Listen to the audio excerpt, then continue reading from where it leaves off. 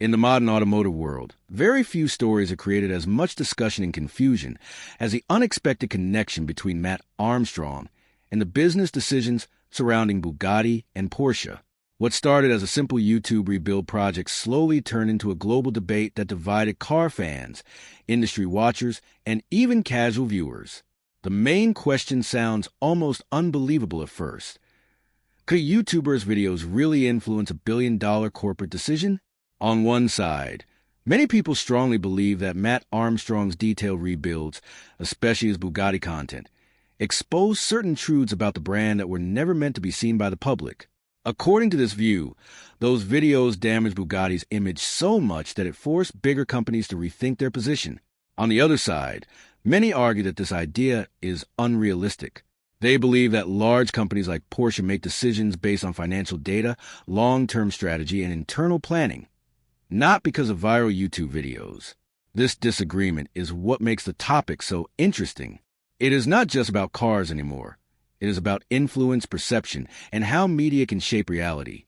The debate becomes even more serious when people start linking Mat Armstrong's videos to a reported deal worth around $1.1 billion involving Bugatti's ownership structure.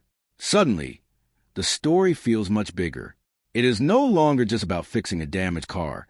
It is about whether one creator can indirectly affect the future of a legendary brand.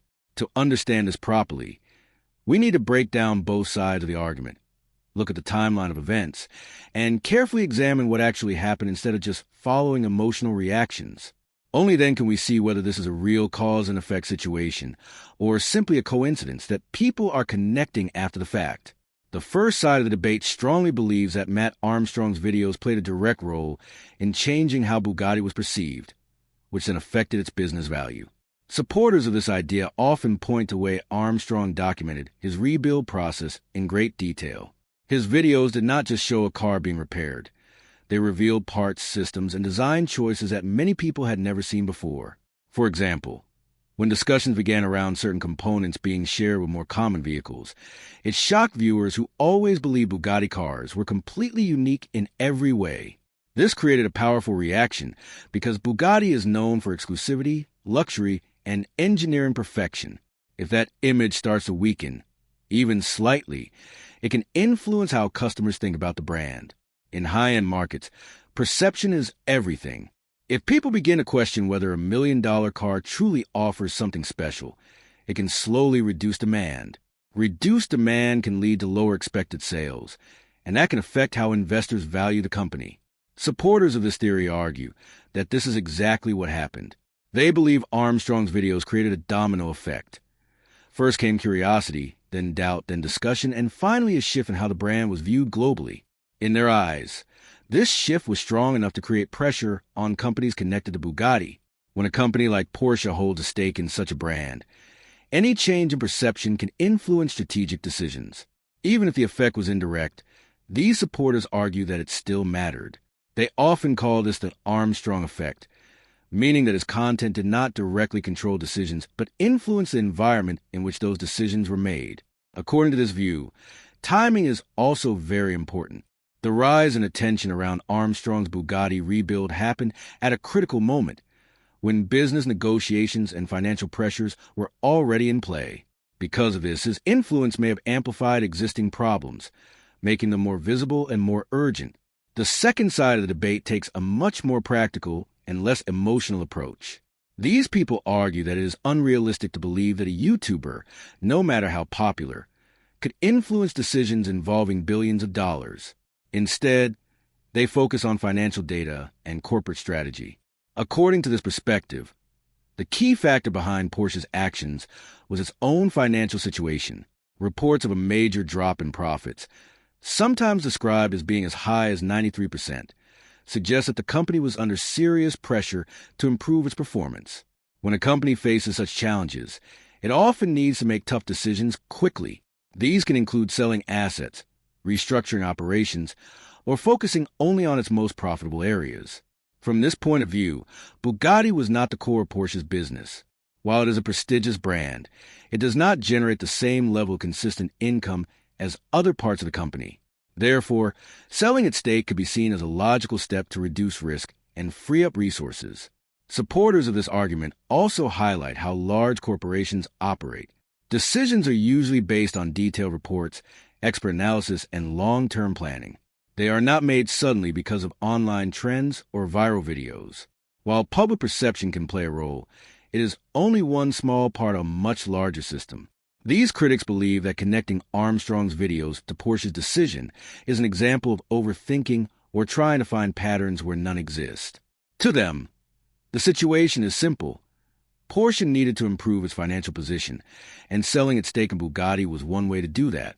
Everything else, including the YouTube discussions, is seen as unrelated noise. To truly understand the situation, it is important to look at the timeline of events, because this is where both arguments begin to connect. In October 2025, reports suggested that mate Rimac was already in discussions to buy Porsche's stake in Bugatti Rimac for around $1.1 billion.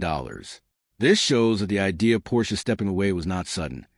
It had already started before Armstrong's videos reached their peak popularity. At that time, the goal seemed clear. Rimac wanted more control of the company and its future direction. Porsche, on the other hand, may have been looking for ways to reduce pressure on its finances. However, as time moved forward into late 2025 and early 2026, Armstrong's Bugatti rebuild videos began to gain massive attention. Millions of people watched as he explored the car in detail, highlighting aspects that were rarely discussed publicly. This created a new layer of visibility around Bugatti. Then, when the deal finally moved closer to completion, something interesting happened. Instead of Rimac taking full control alone, a group of investors became involved. This changed the structure of the deal and raised new questions. Why did this happen? If the original plan was already in motion, what caused this shift? This is the exact point where the debate becomes more complex. The timeline shows that both sides have valid points. The decision to sell may have started earlier due to financial reasons, but the final outcome changed during the same period when Armstrong's videos were gaining influence. This overlap is what keeps the discussion alive, because it suggests that multiple factors may have worked together instead of just one clear cause. When we combine both perspectives and look at the timeline carefully, a more balanced explanation begins to appear. Instead of choosing one side completely, it is more realistic to consider that several factors were involved at the same time. One possibility is that Porsche's financial situation created the need to sell, while Armstrong's videos influenced how the market viewed Bugatti during that process.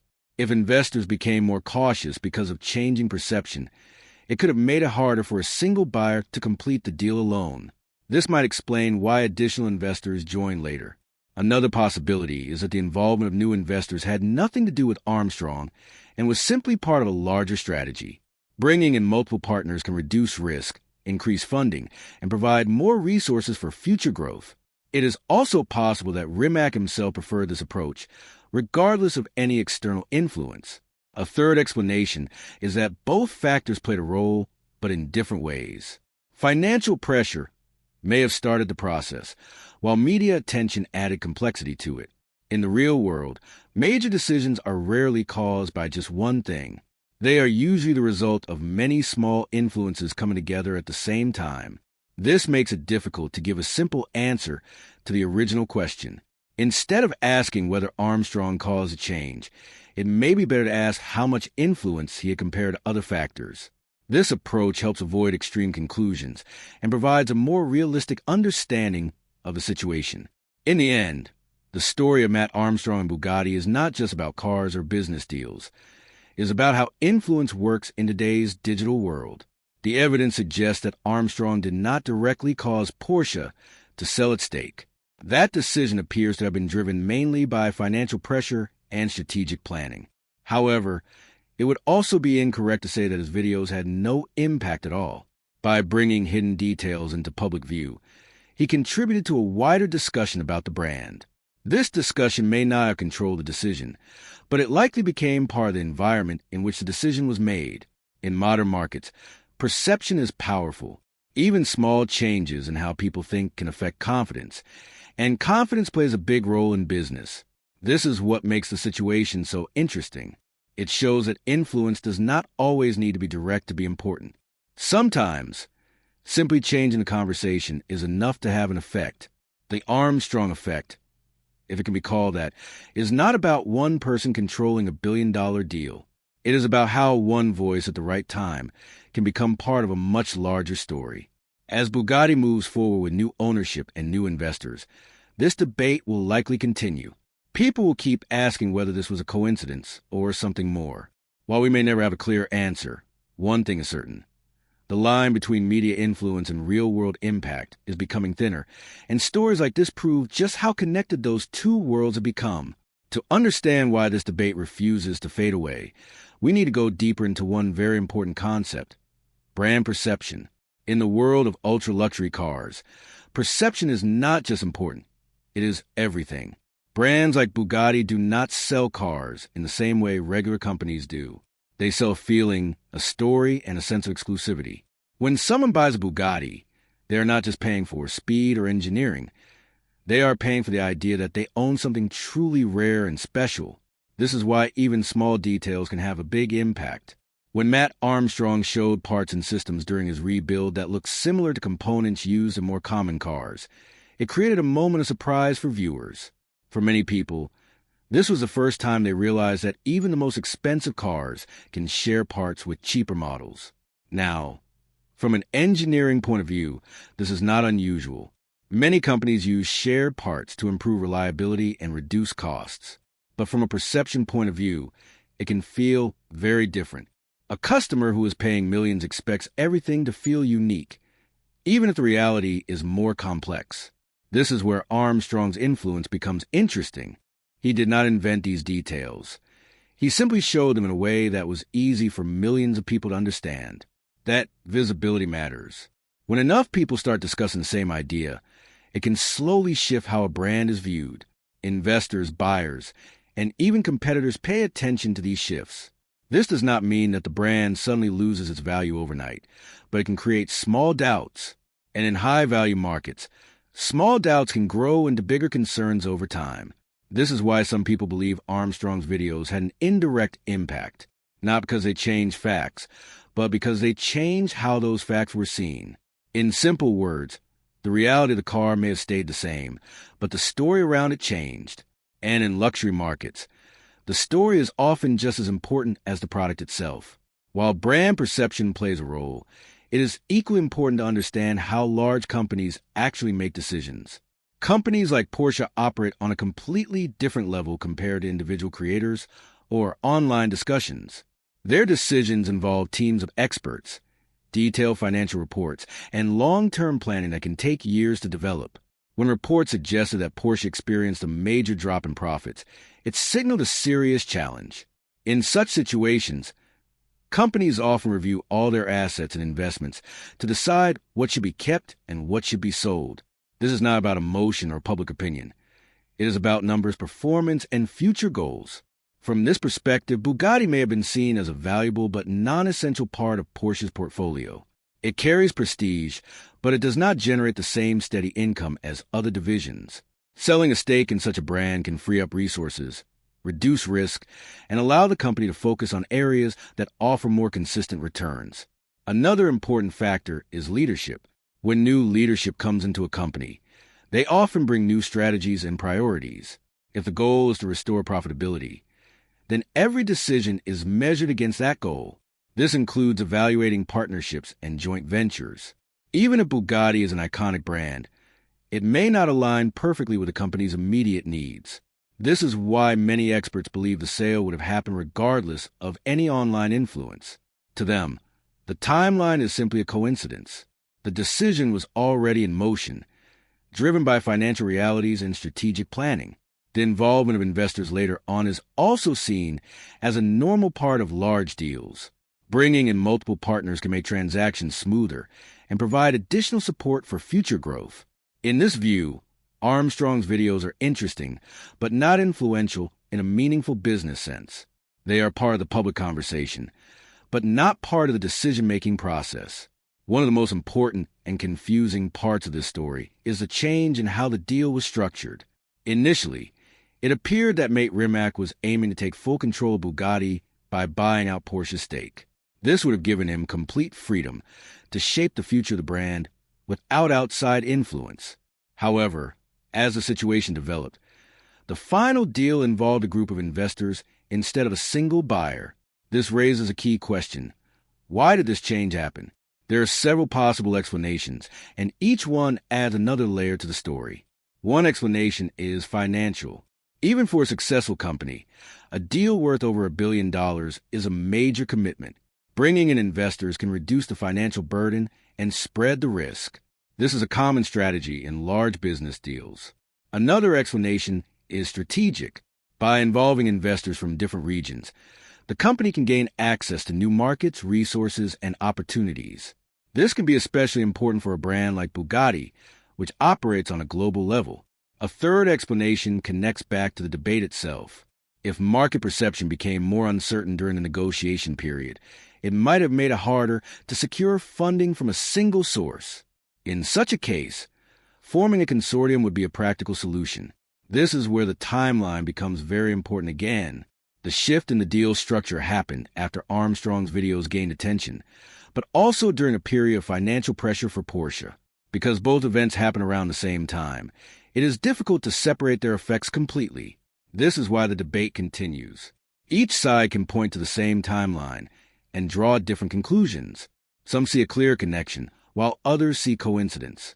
The truth may lie somewhere in between, where multiple factors influence the outcome in ways that are not fully visible from the outside. In today's world, platforms like YouTube have changed how information spreads and how people form opinions. Creators like Mat Armstrong have the ability to reach millions of viewers and present complex topics in a simple and engaging way. This level of influence was not possible in the past, and it is still evolving. When a video goes viral, it can shape discussions across social media, forums, and even traditional media. This does not mean that it directly changes corporate decisions, but it can influence the environment in which those decisions are made. For example, if a large number of people start questioning a brand's practices, it can create pressure on that brand to respond or adapt. This pressure can also affect how investors and partners view the situation. They may become more cautious or ask more questions before committing to a deal. In this way, media influence works indirectly. It does not control outcomes, but it can change the conditions around them. This is an important distinction because it helps explain why the debate about Armstrong's impact is so complex. He did not have the power to force Porsche to sell its stake, but he may have contributed to a shift in how Bugatti was perceived at a critical moment. This idea challenges traditional thinking about influence. In the past, only large companies and official media had the power to shape public opinion on a wide scale. Today, individual creators can also play a role. This does not mean they replace traditional decision-making processes, but they become part of a larger system where information, perception, and business are closely connected. Understanding this connection is key to understanding the story itself. When we step back and look at the entire situation, it becomes clear that the story is not about proving one side right and the other wrong. Instead, it is about understanding how different factors interact in a complex world. The involvement of Mat Armstrong, the financial challenges faced by Porsche, and the strategic goals of Mate Rimac all played roles in shaping the outcome. Each factor on its own may not fully explain what happened, but together they create a more complete picture. This is often how real-world decisions work. They are not driven by a single cause, but by a combination of influences that come together over time. The debate itself is a reflection of how people try to simplify complex situations. Some prefer a clear cause and effect explanation, while others focus on practical realities. Both approaches have value, but neither tells the full story on its own. What makes the situation unique is the role of modern media. It shows how information can move quickly and reach a wide audience, creating discussions that go far beyond the original topic. It also shows how perception can become part of the business environment, even if it is not the main driver of decisions. In the end, the most reasonable conclusion is that Armstrong's videos were one piece of a much larger puzzle. They did not control the outcome, but they became part of the story at a time when many other changes were already happening. This is why the debate continues and why it remains interesting. It is not just about cars or companies. It is about how influence, perception, and decision-making come together in a world that is more connected than ever before. As the debate continued to grow online, one phrase started appearing more and more in discussions: the Armstrong effect. This term is used by fans to describe the idea that Mat Armstrong has the power to influence not just viewers, but also the reputation of entire automotive brands. At first, this may sound exaggerated, but it is worth understanding why people believe in it. Armstrong's content style is very different from traditional automotive media. Instead of polished presentations or controlled test drives, he shows the raw process: damaged cars, broken parts, mistakes, and solutions. This creates a sense of honesty that many viewers trust. When he works on a car like a Bugatti, people feel like they are seeing something real and unfiltered. This trust is what gives his content weight. When he discovers something unusual or unexpected, it does not feel like marketing. It feels like truth. However, this is where the line between perception and reality becomes important. The Armstrong effect is not about direct control over events. It is about influence through visibility. By showing details that were previously hidden or ignored, Armstrong changes how people think. That change in thinking can spread quickly, especially on social media. But influence does not always equal impact in a measurable sense. Just because people talk about something does not mean it directly changes business outcomes. The reality is more subtle. Armstrong's videos may have added pressure, raised questions, and increased awareness, but they did not replace the complex systems that guide corporate decisions. The idea of the Armstrong effect is powerful because it represents a shift in how influence works today. It shows that individuals can become part of larger conversations, even in industries dominated by massive companies. But it is also important to avoid overestimating that influence.